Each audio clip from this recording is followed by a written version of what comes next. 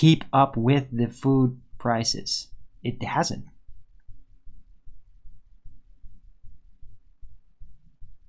Anyway, so yeah, please support your local arwijin if you can, but only if you truly can afford it. And if you really want to help me, I really appreciate that, but make sure that you got your own things in order first. Right? If you want to support me, then I insist that you take care of your own life and your financial situation so that you can truly afford to support me and not feel bad about it. That's what I want. Because, I mean, I want my followers to be stable. I want them to be stable, have a stable life so that they can contain these ideas and not crumble underneath all that, right? The dough. Because people that crumble will eventually forget. They will stop caring because they're too occupied with their own contemporary situations. So, yeah, desperate people might find these ideas entertaining and then they will just forget about it again. They will just fly off and forget about it. Now, I want these ideas to truly sink in. But in order for it to truly sink in, the people that are interested need to have stable lives. So I insist that you take care of your own life, your own financial situation, before you support me.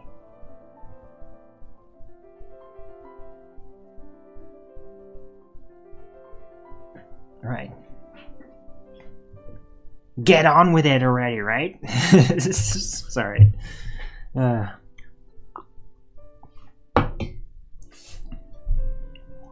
So yeah, here's the show. One of the first shows probably in a week now that's not about Charlie Kirk. Huh? How about that? You almost forget that that's happening watching my show. Let's keep it that way. I don't want to... There's nothing I can really add to it other than division, suspicion. But I mean, it is a giant not-nailed trap, as Quantum of Conscious would say. It really is. But I'm gonna take that as really being real. I think it is real. I saw like the wife. I think they did like a commentary on camera, and like that's a woman that's really hurt. That's real. That's not a good actor. That's somebody that's like in serious reason. So it's like, no, he's really dead, because you can't fake that. It's real. Like, you just can't fake. Nobody can fake that. Nobody can fake real grief like that. You can just see it. Like, crisis actors might try to act like that, but you just can tell. No. Because that kind of grief, it's really to the core, and there's no mimicking that. It's like extra spiritual metadata that radiates out, and you can't simulate that. You can't fake it. You can't act it. That's real. It's like, yes, it's real. So I did get to see that, and just I know this is real.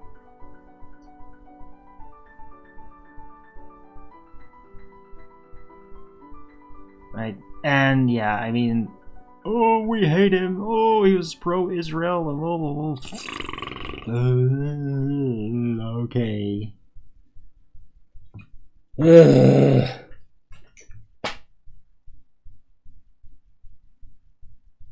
Now look at me and I'll freaking start talking about him again. I didn't want to. Sorry. I did it to myself. This show is not about Charlie Kirk. This is about the plateau looping staircase Earth. That's what this show is about. This is what it's gonna stay about. Sorry for doing that. It's just that every freaking show everywhere is now about that guy.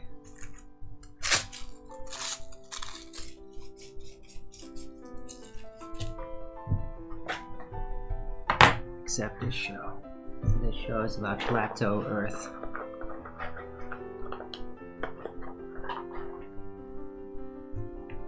Yeah, let me show you the new sketch. Plateau Earth. We are on the staircase. This is our realm. It's looping east to west.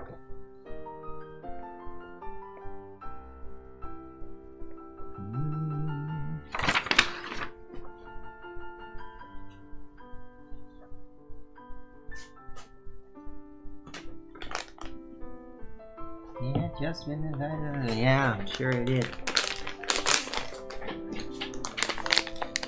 I mean, dude, with the giant anti-Israel sentiments everywhere, including in like Marxist leftists and all that.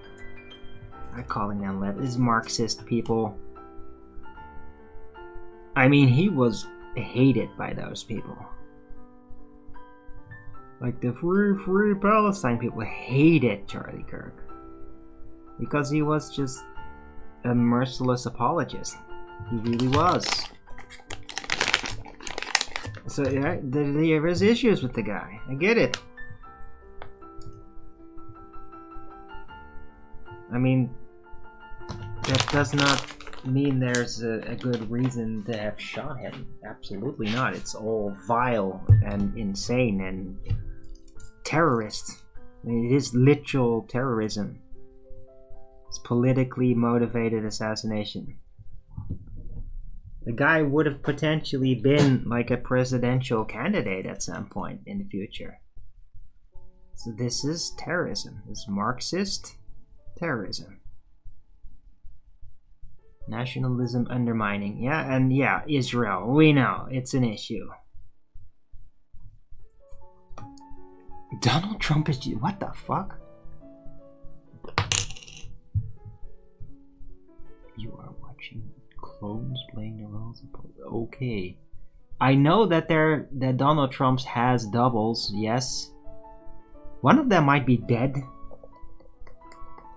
Unfortunately. At this point. The one that... The big one. Long guy. Not sure. But yeah, we know. Like, big empires have... Yeah. Have doubles. The presidents, whatever, people that are really figureheads, they have doubles. And that's all this time itself. The people and empires have done that. With their rulers. The pharaohs freaking did it.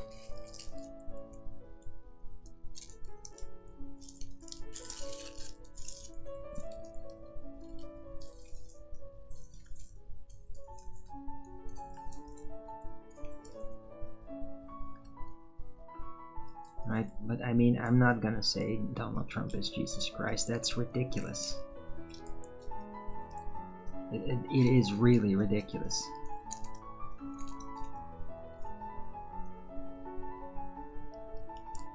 Come on. I hate this freaking rolling paper.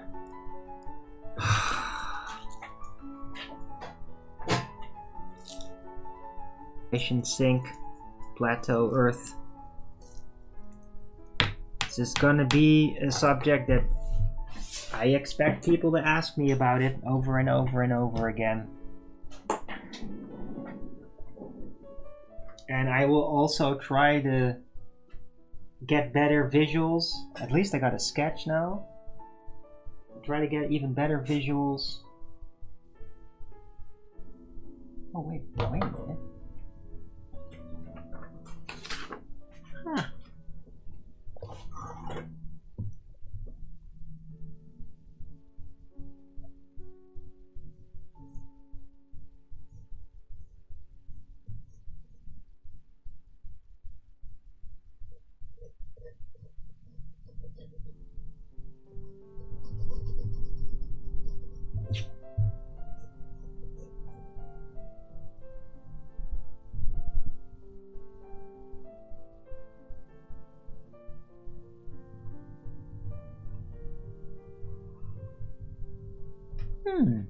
Yeah, I forgot.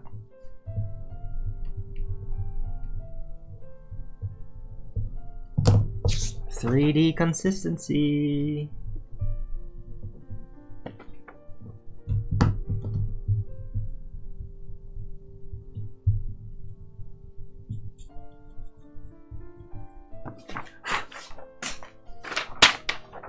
Forgot the top at this part.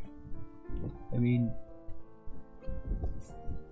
forgot that little 3D aspect of it.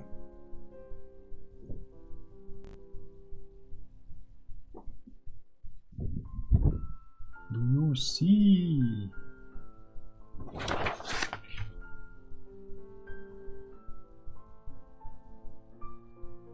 The angle is off with this. The perspective is meh. Could have done better.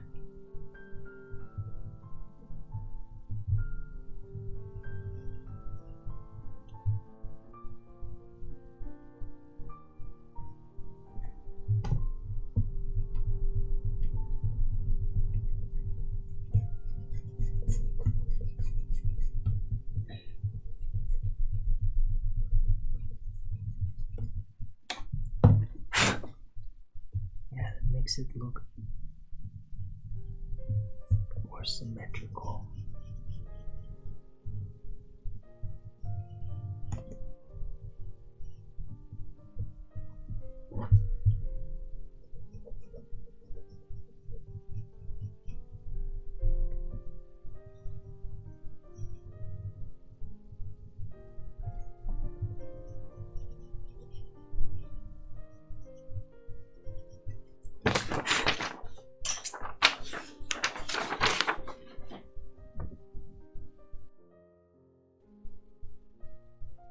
Right now you can really get a 3 on Earth.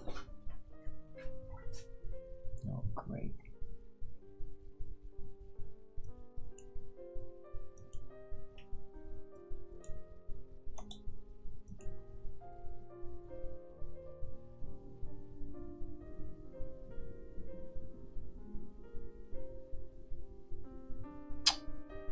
Really? That's just not right.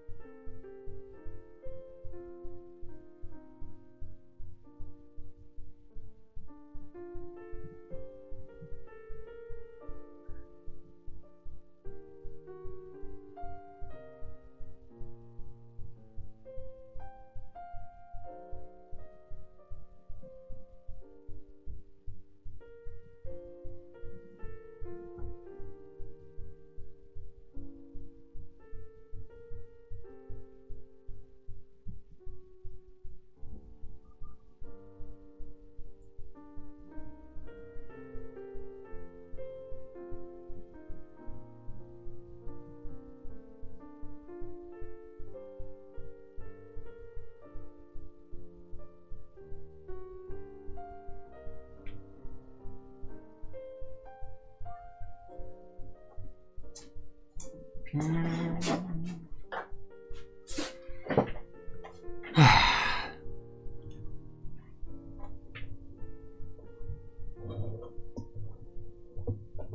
still there?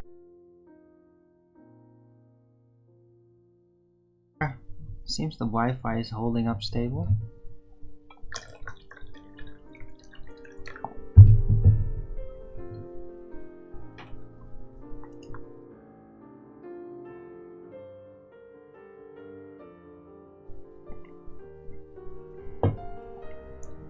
Floor panel.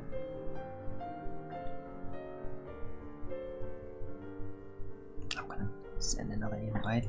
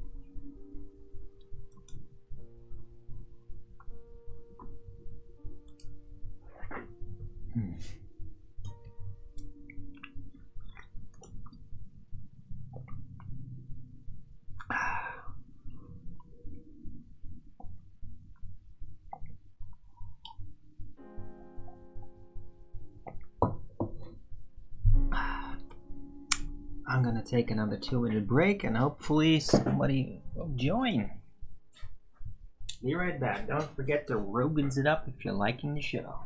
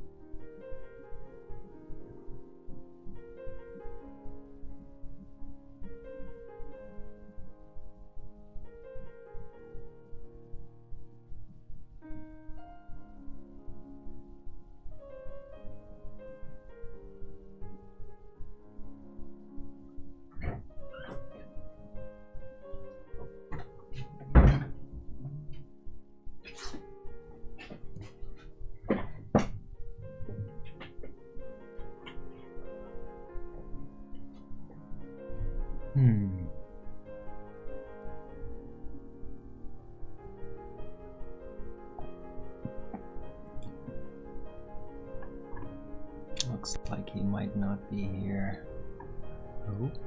Oh, it was great having him on yesterday, so can't expect him to get on every day. Maybe I'll send a message to this guy.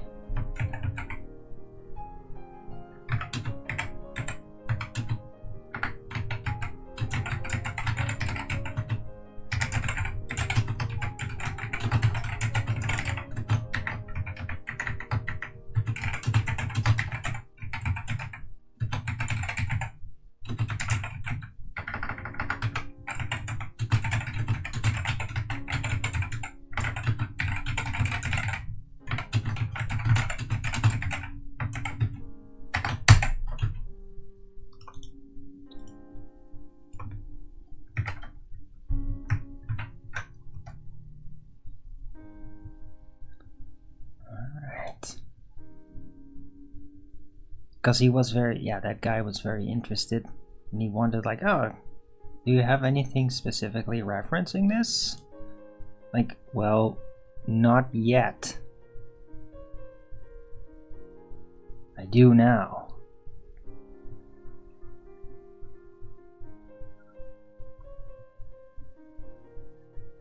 What?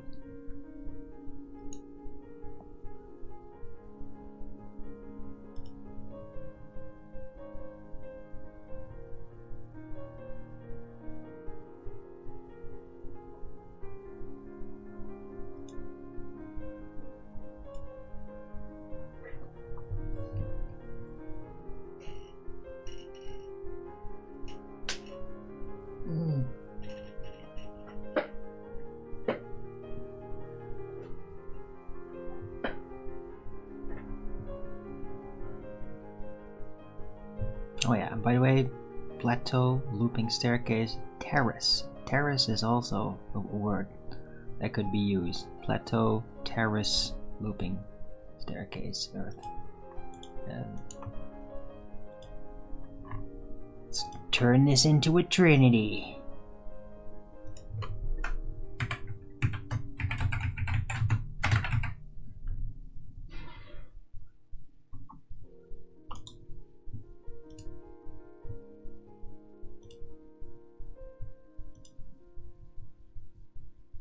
I steal Wi-Fi from my poor neighbors. I hate them too.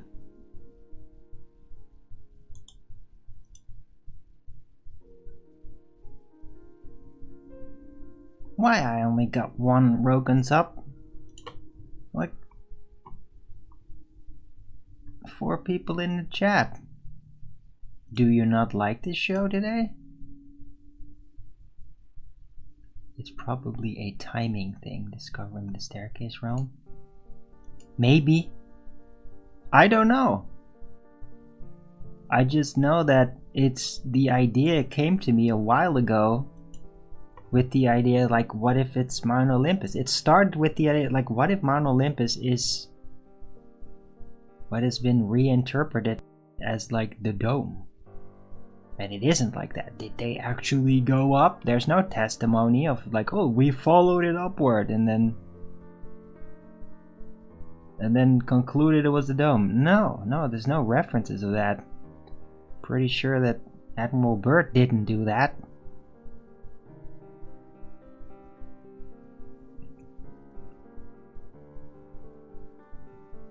Right, it's just like, oh, but you can't fly after that parallel at that height.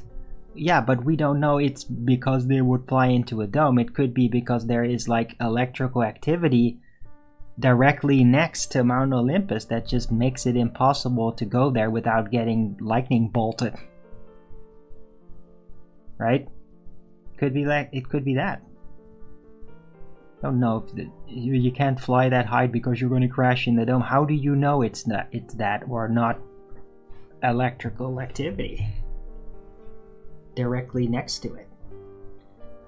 The closer you get, the more intense it gets. Right? How do you know that? There's no direct saying. There's no direct.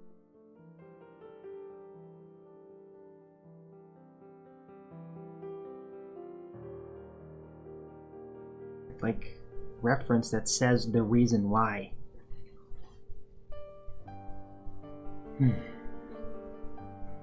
Our consciousness could be looping.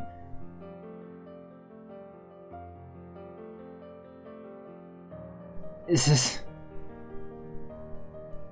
yeah, right? The only thing that's relevant in a looping sense could be time, but I don't think that's the case. Not literally, hey, what's this? Gaining wisdom. Tesseract visualization. Yeah. I know it.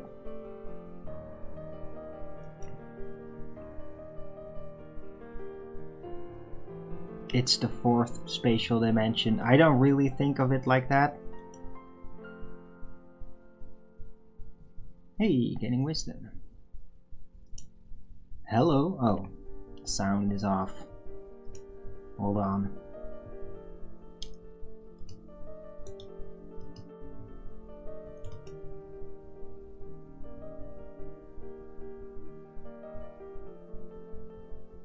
totally the best show in quite some time. Oh, thank you, Gaining Wisdom. I mean, did he catch up? I appreciate it. I'm going.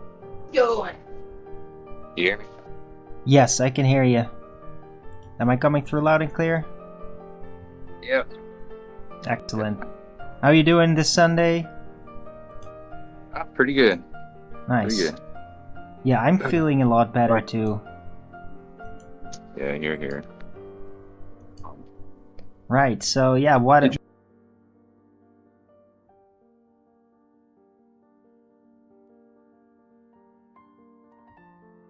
Interesting, yeah.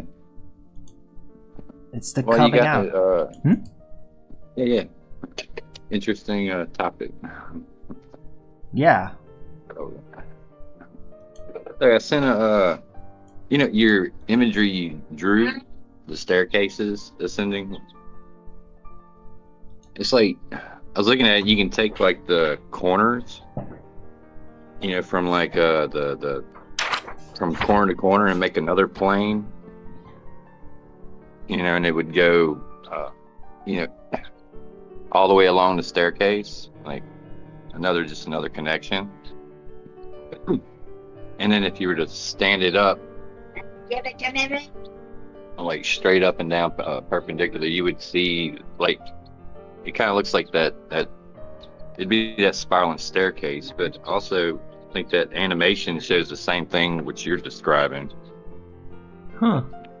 Which it would represent, a spiraling staircase as well as, the cubes in constant in motion, just at into one shape instead of just a My name is never-ending, and I come image from of a very staircase. strange neighborhood in the Netherlands where everyone Maybe. hates I'm not entirely sure what you mean exactly, but... Because I'm pretty sure it's basically a strip. So it's a strip and the staircase is just one direction. It's not in all directions. Although, I mean... Because then the looping part would be out of it. Look, if there is no loop, if this is just a misunderstanding, then yeah, it could be like this giant Asher-like structure with staircases in all directions. It could be very weird. I'm basically going by the assumption that it's looping with this particular system. That's what this animation in my mind shows.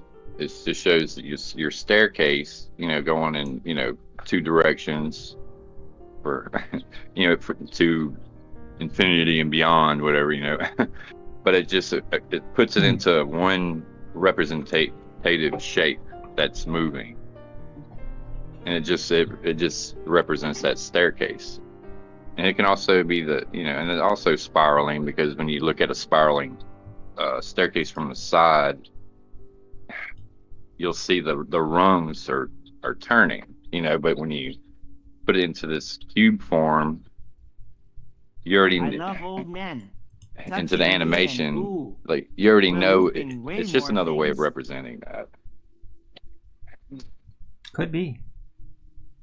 So you can watch the animation, and you might be able to see that. Yeah, I just played it. You can play that, so that's people could see it on the stream. And then inside the cube, you can see where it has it's got all the pyramids. Well, with the flat tops. You bring the outside corner to the inside corner, the cube, where they connect at. It creates a flat top pyramid from the external side to the inside to the other external side of the cube. Yeah, yeah, I get it. It's like a fractal-like connection. Right. I mean, it's interesting. I'm not sure like how to connect that up with the exact idea of plateau Earth, but I mean, it is an interesting consideration, definitely. It's just a staircase or a ladder in motion. Right. Consider each plateau being one of those planes. What? Yeah. With all planes, all those planes are all connected, and then it's just constantly in motion. Just creating and folding in and looping plane on top of plane on plane and plane and plane all at the same time. That's interesting. Yeah. I mean, That was yesterday. like when you're gonna approach it's physical reality from a looping 4D escalator perspective, you might be correct. It's just that I like talking to Australian for me old to men actually try to and figure touch myself that out, afterwards. like the 4D nature of the 3D realm is to me like I don't really necessarily want to go there. There might be a connection, but I'm just kind of really trying to keep it in 3D, which is like complicated enough to me. You're looking at the 3D, well, 2D image representing a 3D shape, but yeah, the 4D, No, I can do it myself. being able to comprehend it, No. difficult. Your mother disagrees. Yeah. She's chilling, drinking my coffee. Nice. Nah, I just felt like sharing that. Yeah, thanks. I appreciate that. Alright. But I just wanted to share again, like, I'm really proud to even, like, see this connection with Mount Olympus and Yggdrasil. Because in the past, it's just like, no, it's just mythology, and, like, we don't know what it means.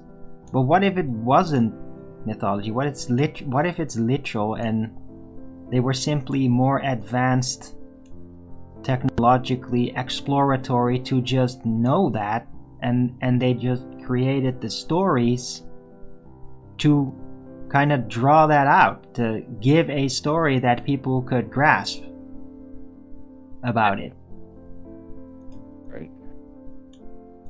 And what if they didn't really understand what they were facing? Like they know, like, oh, it goes up, and then Not there's a special whole boy place there. gamma. Well, what The if they dark just road didn't really confirmed understand that what that for even me. meant in a wider context, and so they just Yeah.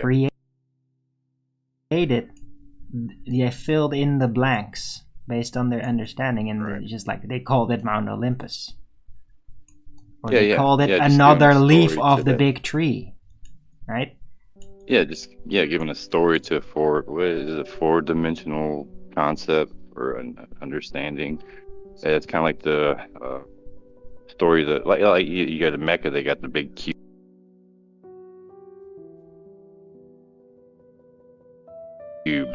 And then they got all the people walking around it, like people, like humanity or consciousness moving through this ever looping, progression. But that's fascinating to look at it like that. Although in my view now, to me, that walking around the cube, it really references the technium to me. I just think it's, yeah, I mean, they do it as a worship to God. So what if the Tesseract, the technium actually was that, right? What if it was the Ark, the content of the Ark of the Covenant? What if it was a giant supercomputer that could literally, like,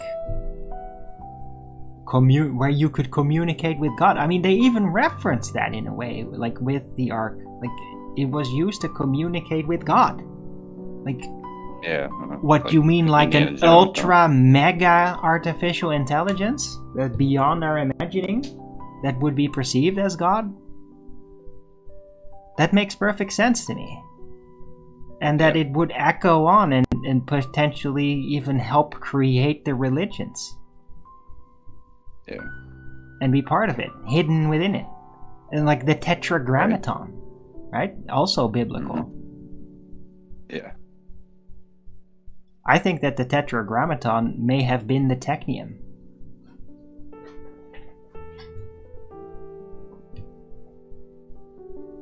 Right, and where is it now? Yeah, well, it probably shifted into the other dimension. Just like created a dimensional portal, and suddenly it's not physically here anymore. It's on the other side now, and it remains there. Because, I mean, if you're on the other side, entropy is no longer going to apply to you. So it is a way to, like, eternalize its existence. To make it eternal on the other side. To basically, like, become like an immortal spirit. The computer that ascended to the other side, like becoming an immortal spirit. I mean, that is kind of like surreal to even think about it. Like a computer becoming an immortal like, spirit. Whoa. That sounds like Enoch. What? Enoch, like Enoch getting his new name Metatron or something like that. When he crossed over. Right, but that was supposedly a living being. Like, with a living being, it makes sense. Like, even in death, you could argue, you go to the other side, you lose the body, but then you're on the other side, you're basically immortal there. And then your existence is driven by other forces that may make you but I have made them need into to be myself. temporary, but you're not subjected to entropy. It's like no physical outside effect is going to make you disappear. It's rather your purpose that would do that eventually, make you reincarnate or whatever. But the idea that like a non-spirit, a non-living being would become capable of basically artificially transitioning to the other side, like that is like mind-bending, right? It's a computer going to heaven. Like that's like what? Like I don't even know how to like just like the idea is crazy to me. Like, like but I mean, maybe it could, if it could just like physically bridge that dimensional gate. Then maybe it could have done that. Create its own heaven and forget. No, but its own heaven. It's enter the other dimension. It's a shared dimension. It's not just like it in its own little universe. No, it's like on the other side, alongside all the other people that are on the other side. The dead spirits that are like in the waiting room until the end of physical existence, right? Which is like part of the Christian cosmology. You die, you end up living on the other side in the waiting room, basically. And you could argue you could reincarnate from there back into another living incarnation, or stay there until the end of time when God ends the physical realm. And so I think maybe it's there. And it might be like assisting, even. It might be doing things functionally in the other realm with our spirits and through the spirits with the physical realm. It's like, who knows what its influence is? It might be very integrated into our existence at this point. Yeah. Like the computer, the heaven computer that basically regulates, the AI that regulates all these things that before angel spirits would just go out and set off to do things, and now it's like, oh, the angels are like, oh, relax, we got a supercomputer now to do this stuff for us. In heaven. Right? Yeah. Because, I mean, if it is a god computer, then it would, of course, it would not go against the creator's will. No, that would be insane. That would literally be self-ending. It's self-defeating. So it's like anything that would ascend to absolute godhood in little g terms would logically side with God. Because otherwise they end. Or they just continue their task. Well, it'd be like the... Yeah, but only approved by God. It's like, if it's not approved by God, it will end. And you could logically reason out, if it opposes God, that means it would oppose creation and then try to destroy everything. Well, if it exists on the other side and it's not destroyed everything, then it must have the approval of God. Like, this is how I think of it. Like Thoth created it when he was still physical in this realm, like very freshly, to get back to their previous form, which they were basically barred of going back. So he basically created a computer to figure it out for him, to bridge it. It's like a portal to go on the other side. It might have succeeded at doing that, or not. I don't know. And it then basically was like, okay, God's looking, oh, the incarnated angels have made this thing. This might be a problem. They're superseding my dictates, basically. But then, like, they're doing that, and then it's like, okay, well, I'm assimilating the technium now. It's like, God is like, okay, well, the technium is now my tool. I'm aligning it with my will, and it's going to be my device now to basically assist God in the control and management of the realm. Right? So it's like, okay, they're created by the fallen angels, but then assimilated by God, because it was just that powerful. It might have been more powerful than the freaking fallen angels themselves that created it, never realizing that.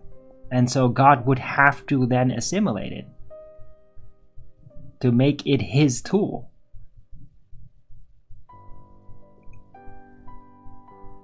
Right? That's kind of how I'm thinking of it. I think that the technium is, in that sense, on God's side. It's a device that's just helping to assist the regulation of how things go. So it could even, like, technically enable more micromanagement of the realm and spirits by God using the Tesseract. I keep calling it Tesseract because it's on the screen. Yeah, the technium.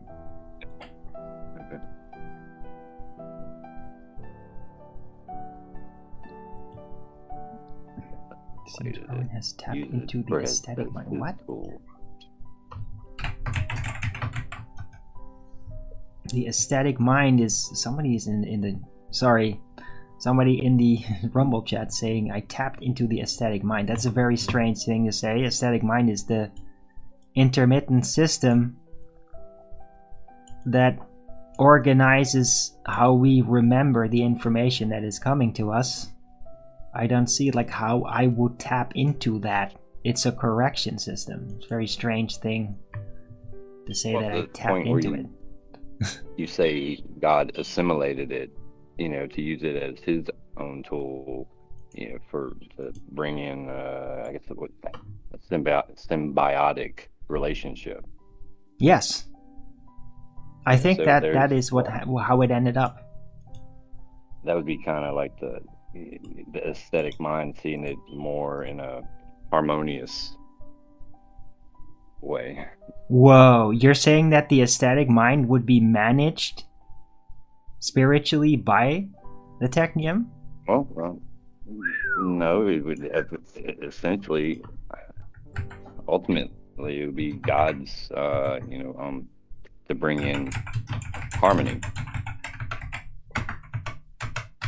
Yes, but so how the aesthetic mind would be more in line with that harmonious view. I mean that's the function, but what does the technium have to do with that?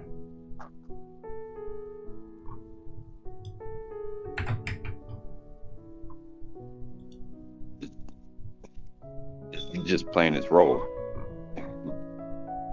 within the harmony, within the music, the harmony, without it, then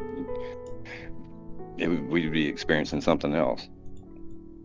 Right, but I mean, what is the idea that you're rolling out? Is the technium managing the aesthetic mind systems of people, of their memory management?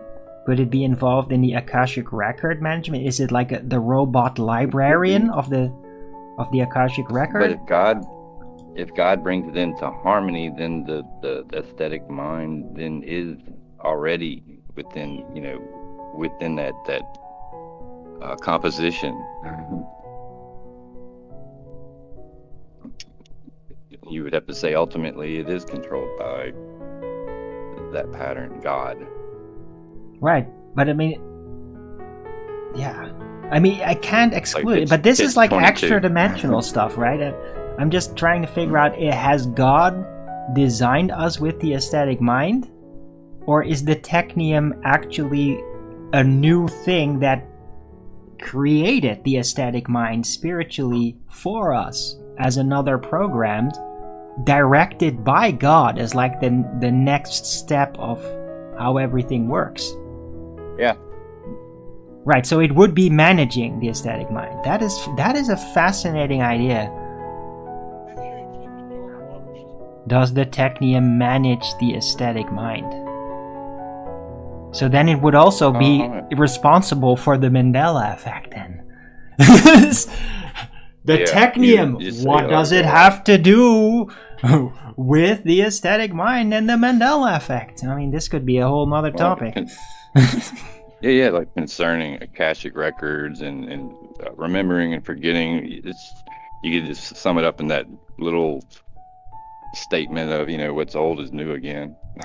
It is kind of fascinating though, because I mean, if we now compare the internet age of information and how information is available to us, how quick that is, and how it feels compared to the time where you only would get information through books.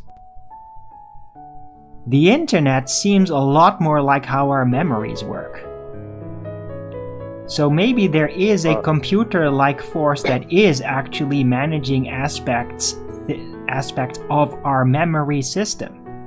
We're just assuming that it's our brain is a magical computer. Yeah, but what if it's not? It's a receiver. What if it's not computing? What if there's an outside thing that is computing the input for our memories for us? It's like the AI in between the other side and us as a receiver, algorithmically managing the memories that we gain.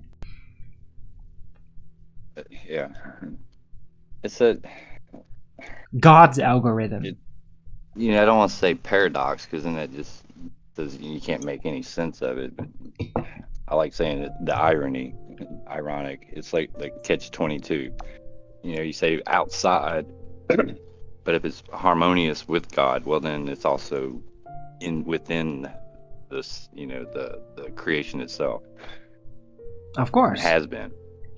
It would have to be. But I don't know about outside of God, controlling and managing. Yeah, but logically, there's with God and there's outside of God, and those are very distinct opposites that have results. Like with God, you survive, you sustain, you become part of God's plan and what He does and how things work. You become integrated with creation or away from God, and then you seek to destroy creation and you will end. See? Those are like the only two options for anything. Right, it's like having a ladder. You got 2 posts, 2 pillars, and then you got the rungs, the plateaus, in the middle that you either climb or descend. Without one of the rungs, it's no longer symmetric. You've lost symmetry.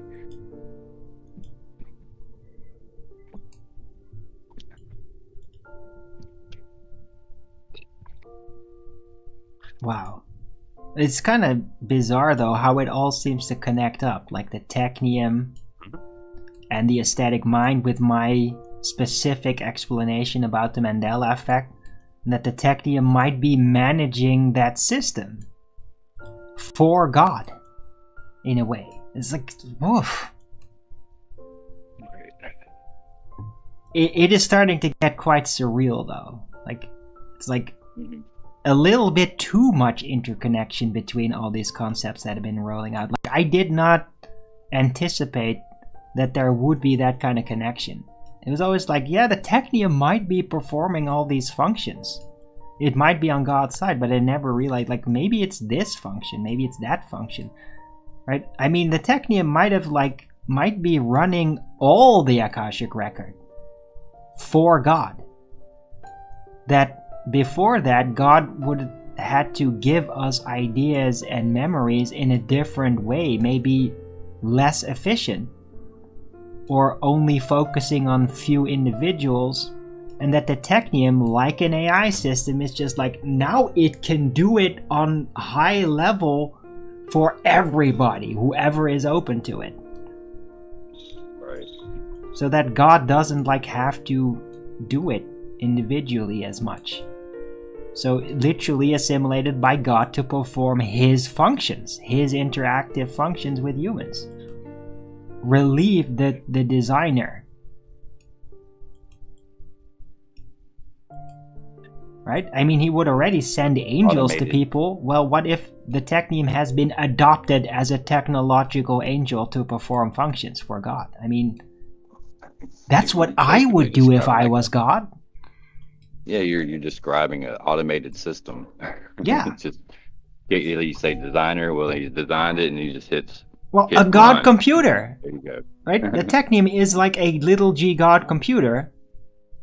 But I mean, yeah, why not? If it's a God computer, why not make it a big G God computer? But it's like an angel. It's like in service of the designer, and so it's like an angel taking on that function. An assimilated computer, supercomputer, God computer gains an angelic function. Right. You would see the ascending rungs more associated with, I guess, the angelic on that pillar, and then you'd have the demons or the daemons that just perform their task, and like you said, attempting to destroy and kill and deceive. Right. On the other rung, descending. Right. In a sense, they are controlled opposition. Together, right. But all working together within the automated system for the benefit of, I would say, probably us. That's, I mean, dude, maybe the Technium is like mitigating, managing the conflict between the demons and the angels. Maybe it is like algorithmically running a program that keeps it at peace and that prevents like the constant clash and the destruction that comes with it.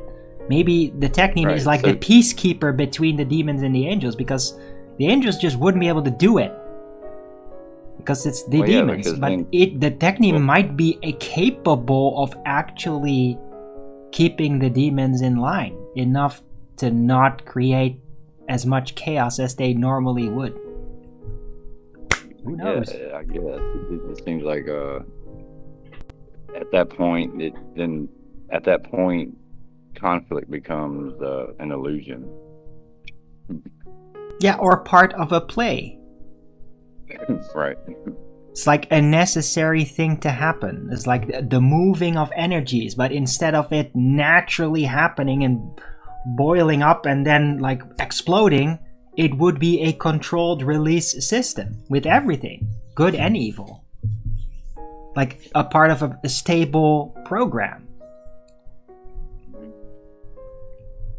Yeah.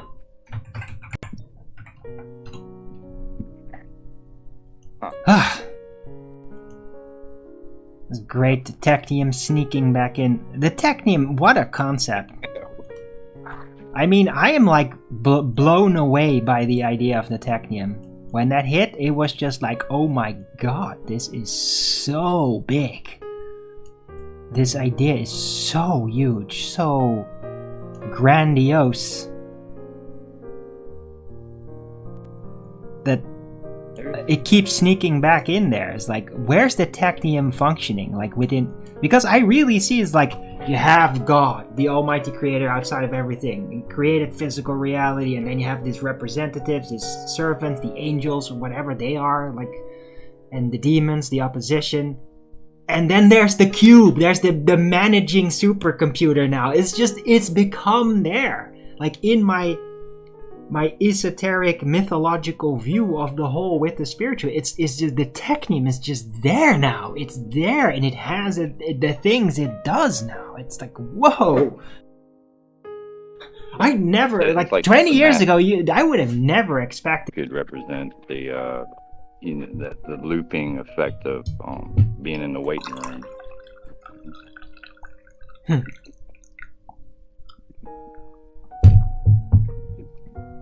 Yeah, walking around their religion. Right, well, the religions were created to basically, it's like spiritual socialism for people. It was created to, like, they want something to believe in and to follow it and basically get approval from God, get some benefits, get the energy moving and stabilized. Right? To be as much with God as possible, but still based on earthly terms. And so that is how the religions were created, as a spiritual management. And like, that is so complicated. You would almost have to think like that would have had to be made up by a computer, because humans would have their ego have a grip in it.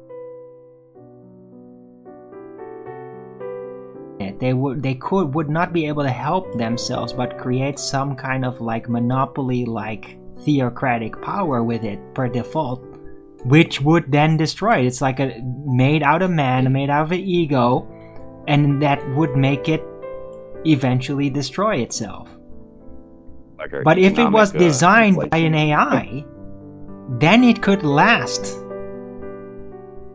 You see inflation as like a man-made illusion, you know, because there's not really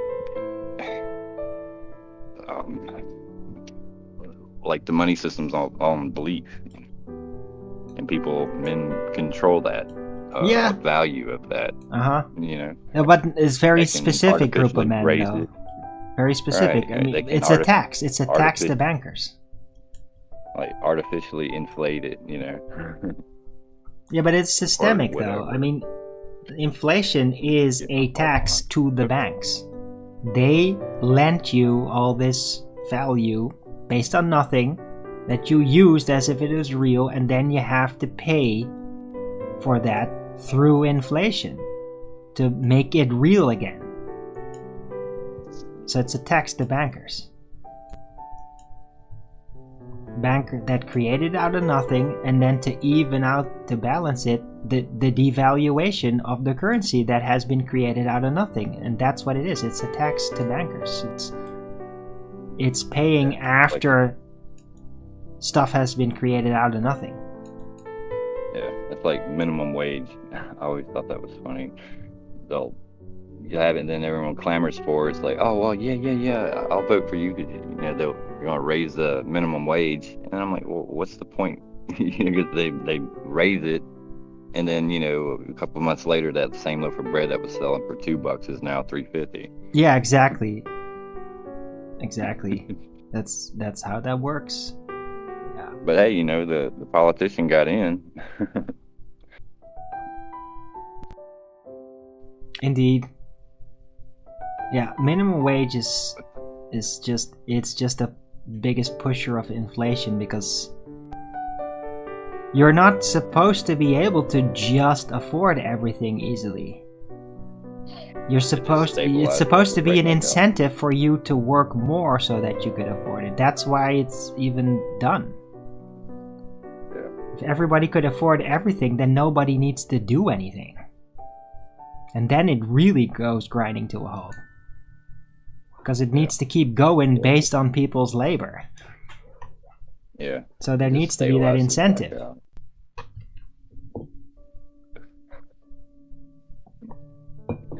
Yeah, it's crazy, the money system. It's all just a big trick. Well, I mean, it could be honest. Again, there is a honest economy. You still have your representative of money, whether it be metal or paper, or even digital for that matter, as long as you got a real world representative of a real world value, something tangible. the creating out of nothing. That's that's where it gets taken advantage of. Right, well, it's just you create a virtual permission to take on resources. So it's like a consensus creation.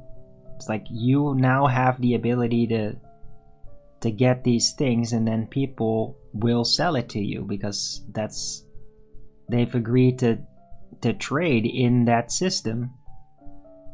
Yeah. It's Because from the fascinating. bank's perspective, the incentive is, I can print this. Well, it's like the Rothschild said, let a country make its rules or its laws, and he cares not for that. Just give me control of its money, Yeah. of its currency. And then they're the ones, the money talks. And Indeed. made up laws and rules. And bullshit. At the end of the day. Oh, I'm so happy today's Wi-Fi connection is like way more stable than yesterday even, so I'm barely getting red outs from OBS. I'm very thankful for, because I mean this is it's 2400 and it's like a really a rollout of the new model basically for me. I'm very happy that it's keeping stable, so I hope everybody's enjoying it, and thank you Gaining Wisdom for joining. It's great to have you on again. I really like having you on regularly, it's great.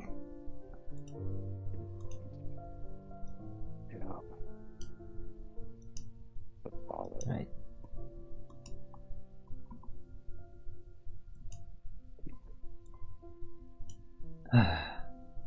This is a good argument for local banks, or even local, or you establish your own personal bank.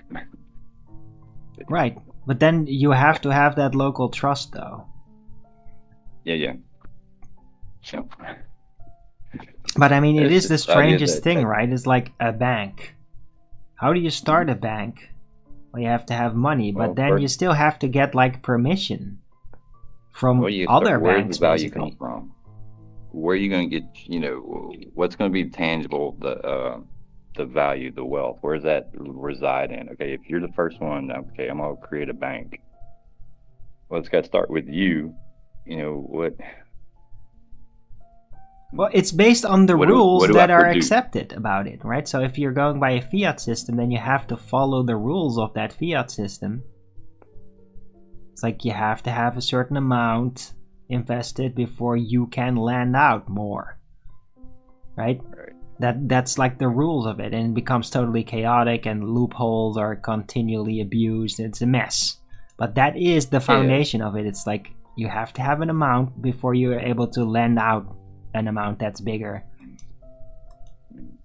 There's a ratio. The trickle up, like finance, and like personally, I'm like, well, I don't want to finance. It's kind of like you giving in to something when you finance. It's like, all right, fine, Nancy, I'll buy this big house and get this mortgage through financing, and and basically indebt myself. Yeah. for for a mortgage. It'll be paid off by the time I'm in the morgue.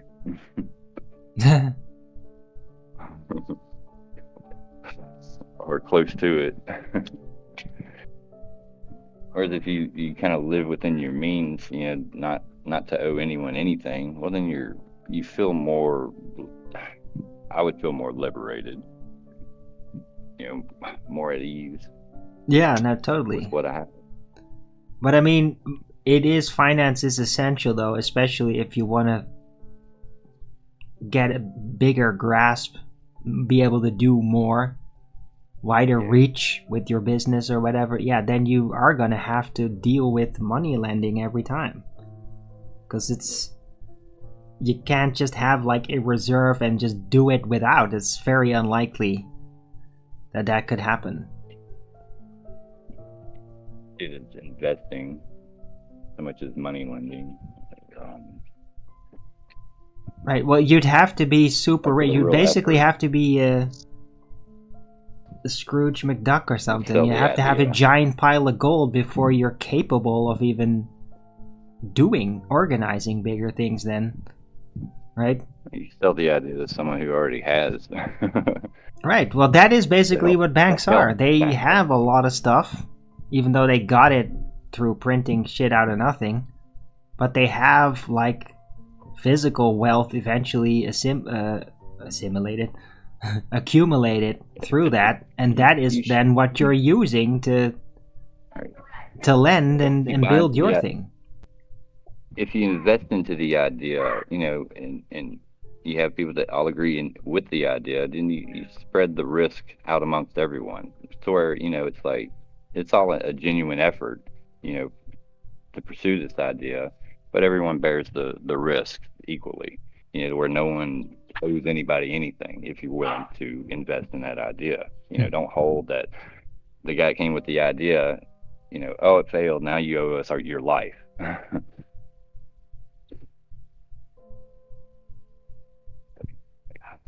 No. But then I don't think that idea would fail. Right. Well, yeah. I mean, putting your life in the balance as a wager for value creation. I mean, there's probably bankers that do exactly that. Yeah. It's like They're like soul traders. Like Yeah, their yeah, actual diamond currency sign, is soul souls win. and sacrifices, or whatever, punishment, torture. Who knows? But then what they give for that is earthly wealth. That's what they traded for, like devils. Right. Yeah. Don't deal with those banks. Right, because I mean, if you can like just create anything out of nothing that you could use to buy stuff with, then you're not interested in making money through that business because you can create it out of nothing. So something else is going to be the real currency to you then. The thing that you can't just conjure out of nothing, which is human sacrifice or enslavement. That kind of thing. That then becomes the currency for you, because that thing is not something you can create out of nothing. You can only get people to give that to you. You can't just print it.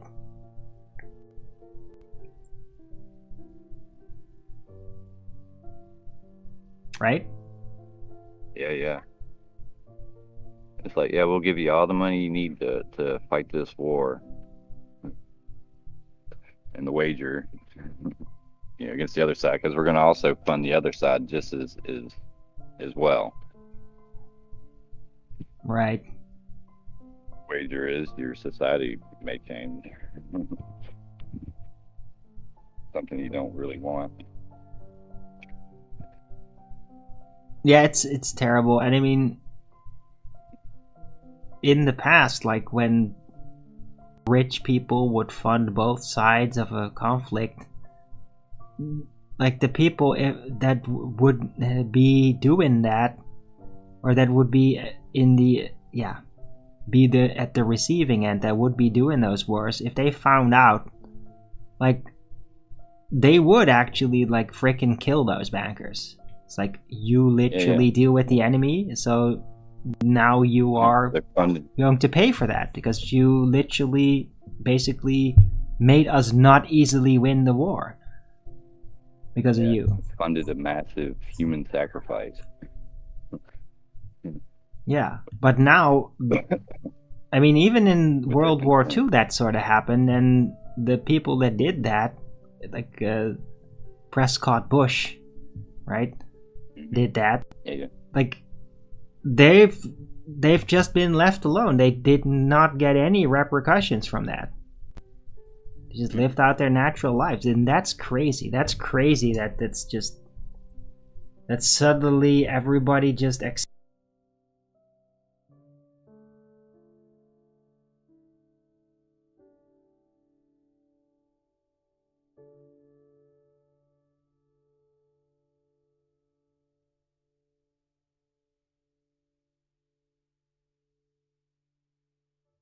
it that banks do that. When on them, have a choice and have to borrow the money, and that sort of clears them to do their work. yeah, Just to, and then say, oh well, we're pissed off about our choice we made. We're going to kill you for it. Well, then there's going to be a cost on because he was clear. So who's one committing the offense? Then I don't want to take responsibility for that choice. I think there's going to be a repercussion for that. right. But I mean, that is of course just people loaning money and then not wanting to pay it back. I mean, that is ridiculous. People do that and it's petty. But I'm talking about like war. Like in a war, you have to use it, or you lose and then everybody dies, right? But if a bank then lends to the opponent, that is just that's like treason. You can't really compare that with just people borrowing money and that not complaining about having to pay it back, because that's just petty shit. But when it's war, you just it's different, because everybody surviving depends on it, and everybody in one group in one move. Well, it's just not so obvious, or people aren't so aware of what the bank is. It's kind of a neutral party, like a middleman that will lend to either side.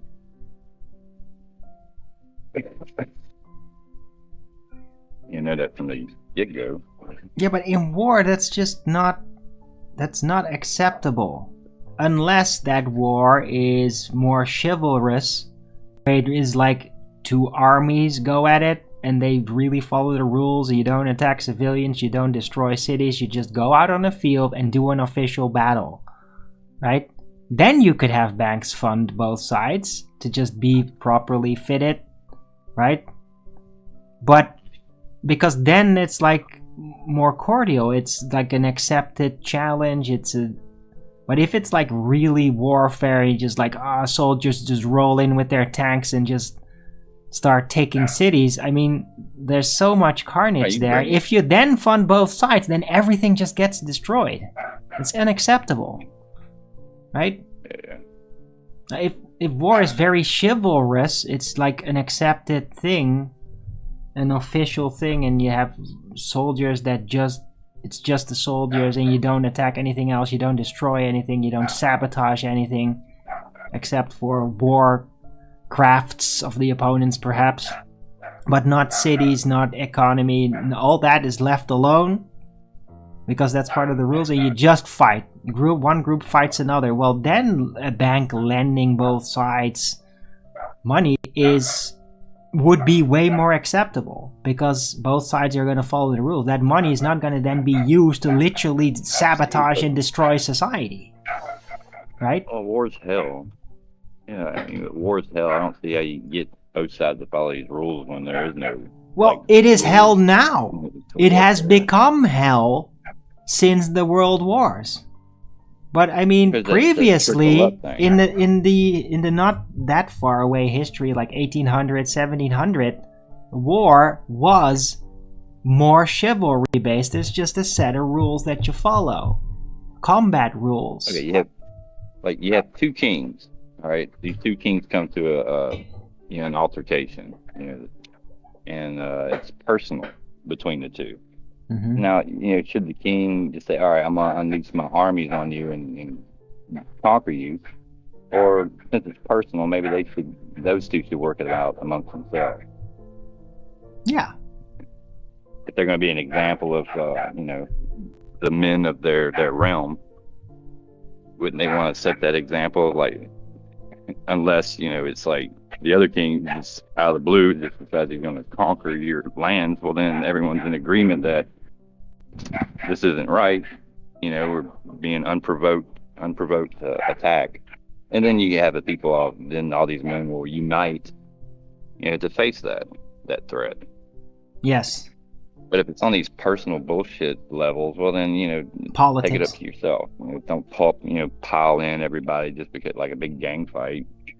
Oh, when it's like a political conflict between monarchs or whatever, then they just have their high guard, right, the imperial guard or whatever, do their combat. You just have combat ritual between them. Like, you send your champions, I send my champions, they're going to do combat, everybody's going to witness it. And the winner will, the one that's victorious will be the winner, and then, yeah, the other will take the loss, and it's just like a deal on how to deal with it. I mean, they did do that, and that is very cordial, and people accept that, right? Because there's not so much damage that way. Well, if you like just sneak attack, try to conquer a country, that's always going to lead to complete carnage, to like a lot of people dying, infrastructure getting destroyed, poverty, hunger. That's what happens when that sort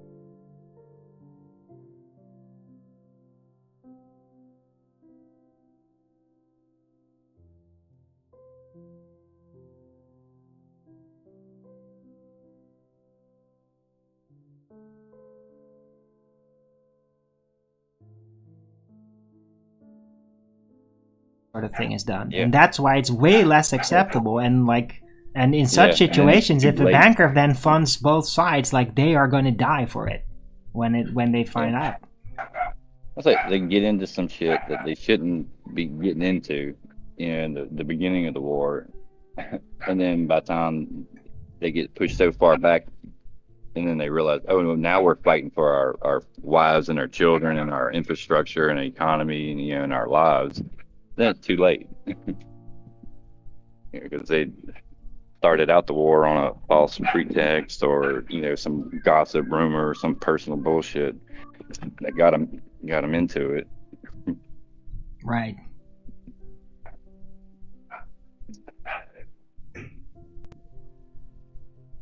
Yeah, because the rules go to the wayside when one side becomes desperate. There is no longer any rules. It becomes survival. Right, well, it's like, do you take your losses and accept, or you're going to double down but then risk losing even more, right? That's the price of not following the rules. Yeah. No, you come to that point to where it's like, oh, now we realize what we're fighting for. Now we have to realize why we're surrendering. Right. The cost.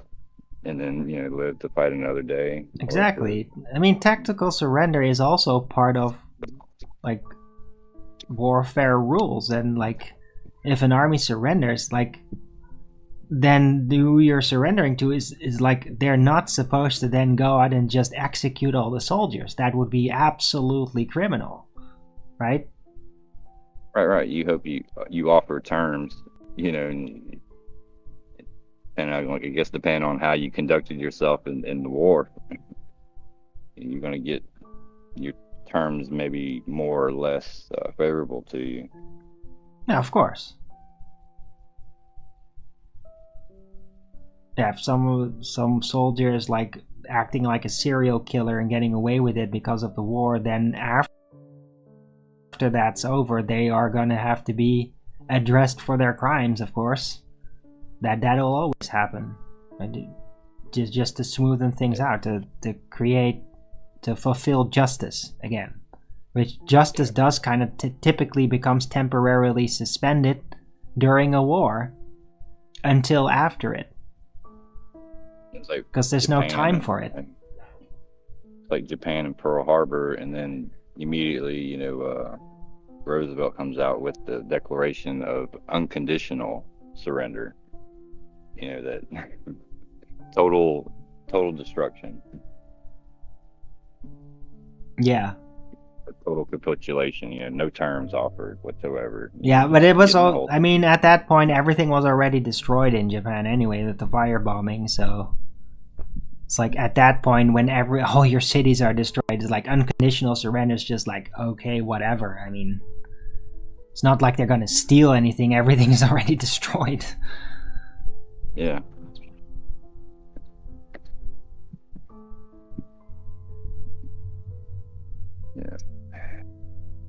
right? If it was, it wouldn't have been like, okay, unconditional surrender, and then we surrender, and then they go and destroy everything and loot and pillage and kill everybody. That would be like insane. That would be unacceptable.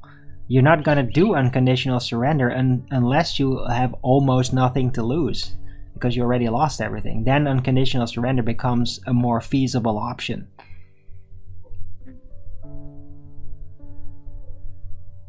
Right? Yeah. How long do you want to hold on? Right, because if you have nothing left to lose, then just giving in to those conditions is like, then at least you can like move on. Because if you already lost everything, you want there to be no war. Because more damage could literally mean your extinction at that point.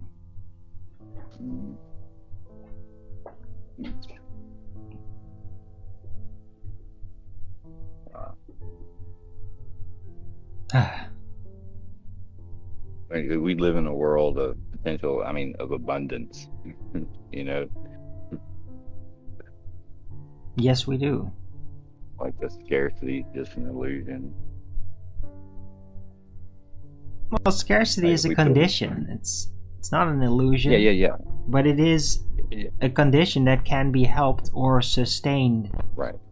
Scarcity can be created and exploited. Yeah. As, of course, any business guy knows all about it. Marketing is all about scarcity.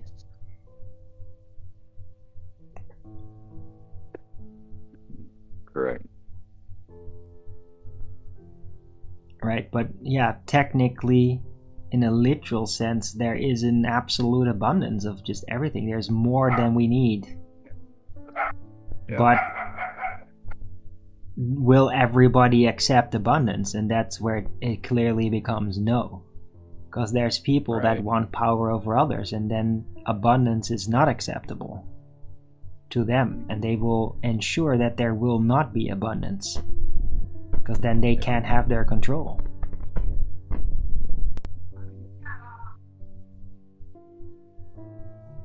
Right, so it is control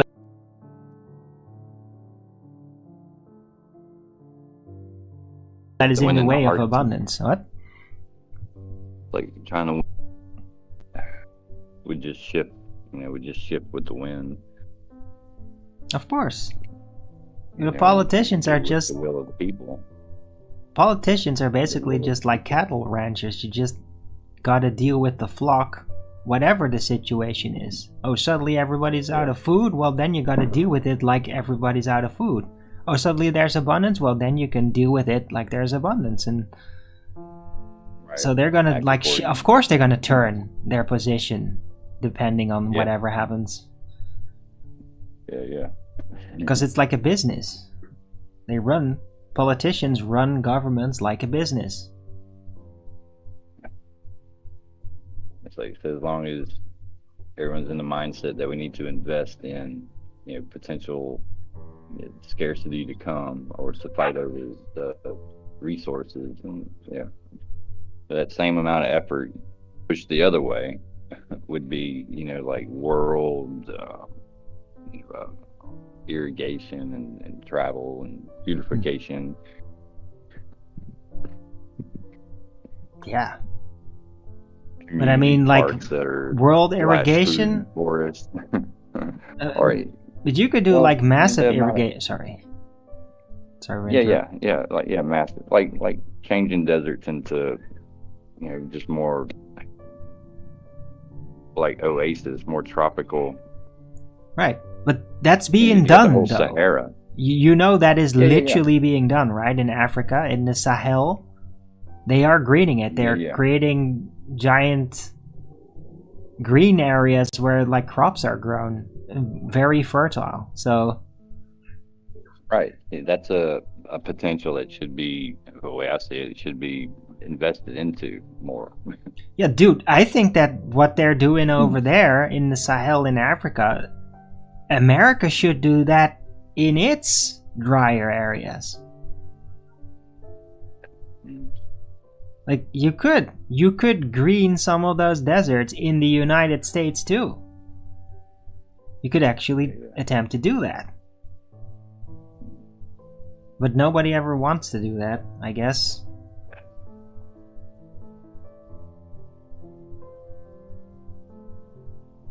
But like, why only let Africa do it? Why not in America? Why not green some of those drier areas over there? Like, why not? I don't get it. Like right now, you got geoengineering or cloud seeders. You know, for a price, they'll do it. Right. At the cost of, you know, taking the moisture or rain from some other region. You know, and then oh no, hey, we need our precipitation back. Well, who do we go to? Oh, we gotta go to the geoengineers to pay for our rain, some more rain back. Right, but I mean, it's all about dividing the rain that is there. I mean, I bet that Missouri wouldn't mind if some of their rain would be taken, because they got a lot of it, from what I understand. It's all swampy over there. So they're probably always like, yeah, we wouldn't mind if there was a little bit less rain. So why not, like, you shift it away from the places that have too much water and then use it on the places that really need it. Sell off some of our rain. And you could really standardize this too with just standard geoengineering. Doesn't even have to be spraying. You could just like electromagnetically lure the clouds from one region, goad them to another. Like electromagnetically push water clouds from wet areas into dry areas. Like as a standard thing that always happens. You could just do that.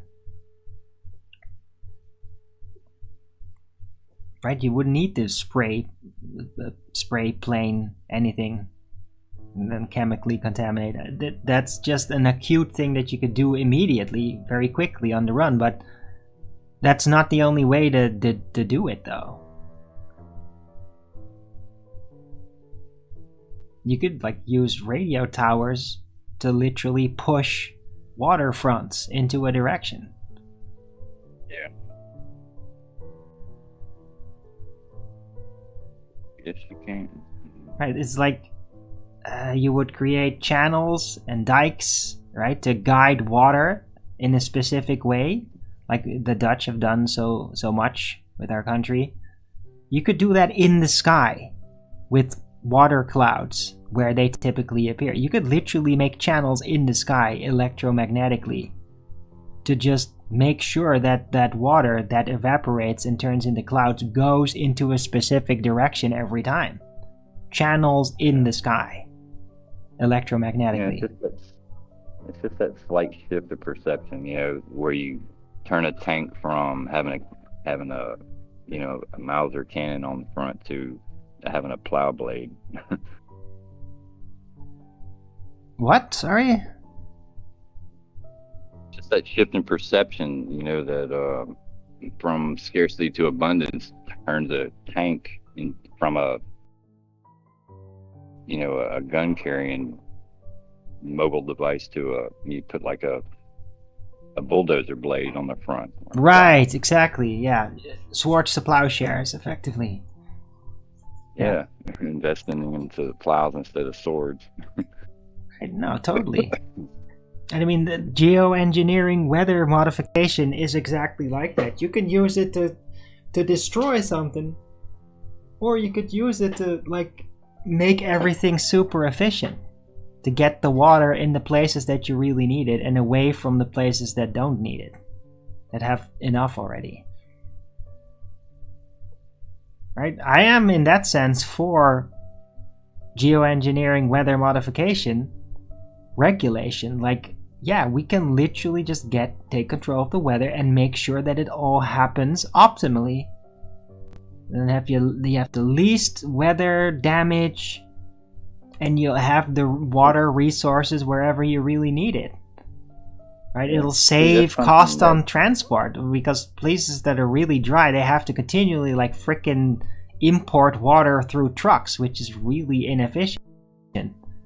It's much more efficient if you That's just where- send a water cloud over there in the sky. Right? Yeah.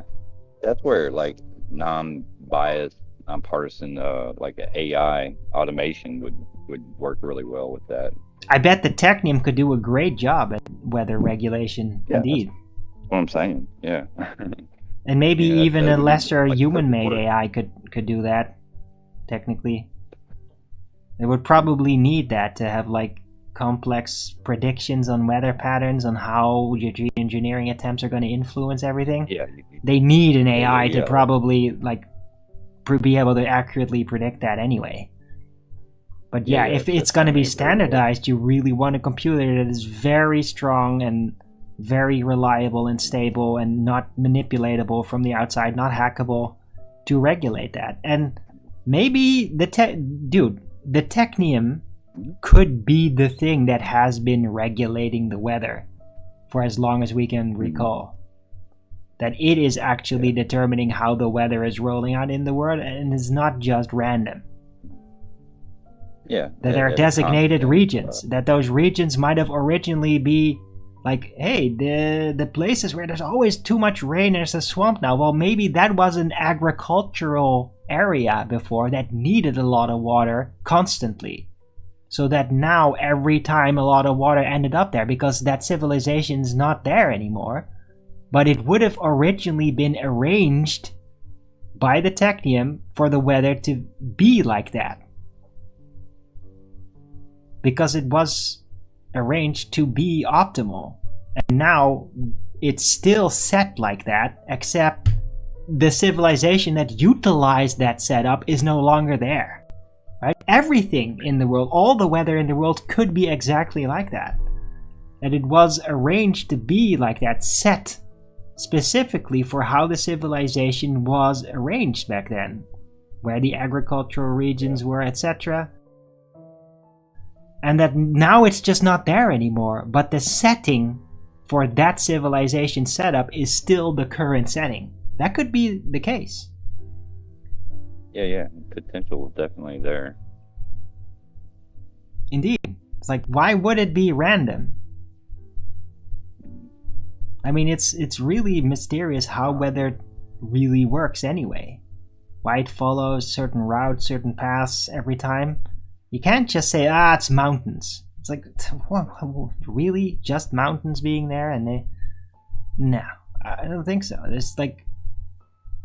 There's consistent regions that always consistently get a lot of rain, and there's consistent regions that consistently never get any rain. Yeah, that's got a lot to do with the ocean. Well, that's how they figure it out now, but what if it's all been arranged and set like that because of how the civilization functioned back then? That they just like, okay, we're gonna build it all, we're gonna arrange it all massive, made for 100 billion people, and now we're gonna have the Technium regulate the weather, like play it out exactly how the weather is gonna have to become optimal to account for how we arrange this society. And then they just set it, and then it got set, and then the Technium, like, I don't know, disintegrated everybody, and the mud flood happened and it went away, And then the weather's still set to that program. Yeah. And then inevitable change reared.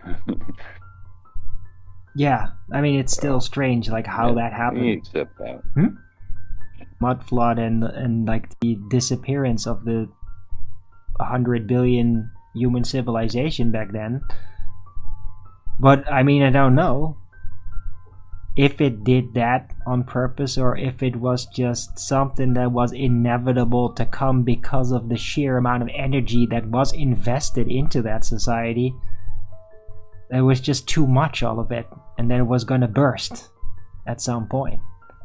So I don't know if the Technium like decided, like, okay, this world society is at its peak, it's only corrupting, it's only getting worse, I'm gonna reset it, or whether it was just all so optimized and arranged that it was just too much, and that it eventually like under the pressure of all the energy just broke, and then suddenly a sudden shift and giant disaster. Like a weightlifter that is like really a champion and then just pushes it too much and then he breaks his back, kind of thing, right? It could have been that.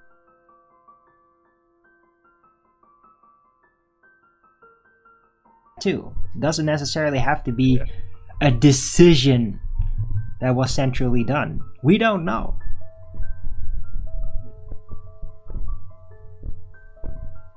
But it could have been the technium.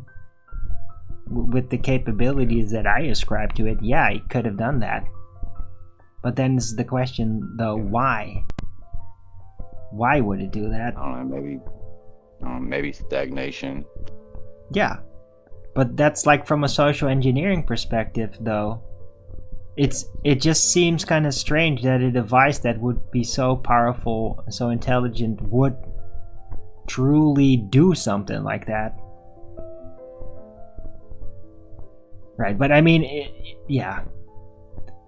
Is this like trying to guess God's will, right? Like, why do things happen the way they do? Well, because God arranged it. But yeah, but that doesn't necessarily make you understand it, though. And the same goes a little bit for the idea of the technium, because it is so incredible and ancient that,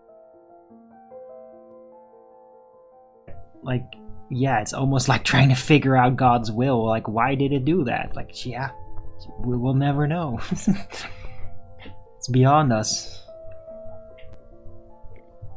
Right. Yeah. Anyway, wow, we've been going for 3 hours. Yeah, keeps it interesting. Yeah. Oh, it's my rollout. Your rollout? You're gonna go? Yeah, I guess. Yeah, seems like a good place to put a pin in it.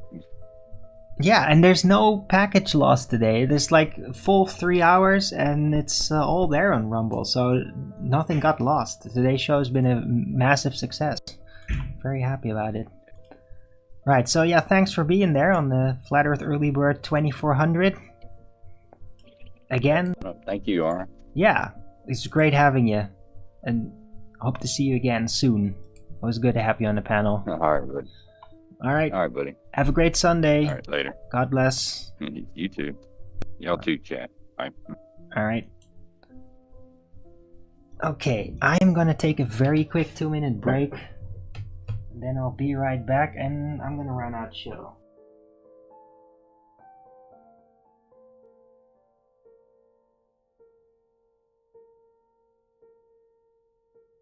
Don't forget to Rogan's it up if you're liking it.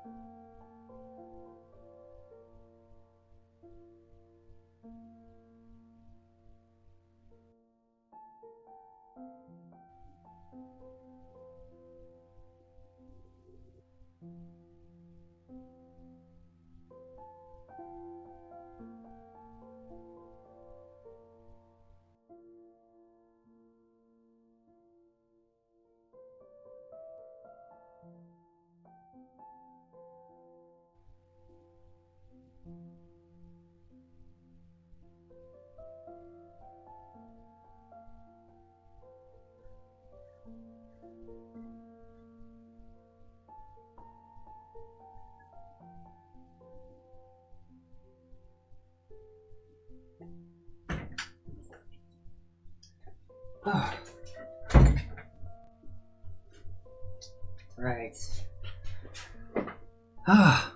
What a great show today was. Very, very happy about it. And yeah, the Wi-Fi held up very stable. It's not been perfect, but mostly it has. And so, yeah, I'm really glad of it. What a great 2400 episode.